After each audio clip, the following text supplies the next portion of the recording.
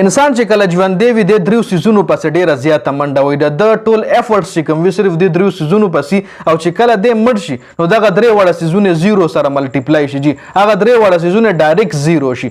انسان چې کله ژوندی نو د ړومبنۍ خپل نوم پسې منډه وي چې زما نوم ټول نه اوچت یو مال خلک فلانکې خان وي او زه یو ډیر خان جوړ شم خپل نوم ډیر زیات اوچتېدو پسې منډه وي.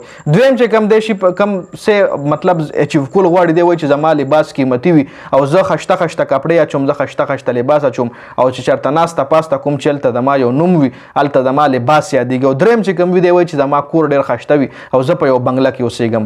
خو چې کله دی مړ شي دا درې وړه سیزونه زیرو سره ملټیپلای شي د نوم شي مرحوم نوم یې ډایرکټ مرحوم شي. او لباس چې کوم دی په ډېر زیات مطلب چې کله ژوندی وي ډېر زیات کوششونه کوي چې زما لباس خشته وي لباس ډایرکټ چینج شي کفن ته. او دریم چې کوم دی بنګله جوړوي خپل شان شوکت دپاره عالیشان مکان جوړوي نو هغه ډایرکټ چینج شي قبر له هغه درې وړه سیزونه ګوره نوم یې مرحوم شي لباس کفن شي او مکان قبر شي. او انسان چې کله ژوندی وي دغه درې وړو سیزونه اوچتولو دپاره دی څومره محنت کوي څومره حلال حرام یې دی نه پیژني کوششونه کوي جي. نو دا اهم معلوماتو موږ له پکار چې د دریو سیزونو نه کلار شو بلکې الله پاک خوشحاله کړو. چې دا اپډیټ ډېره زیاته مننه. والسلام.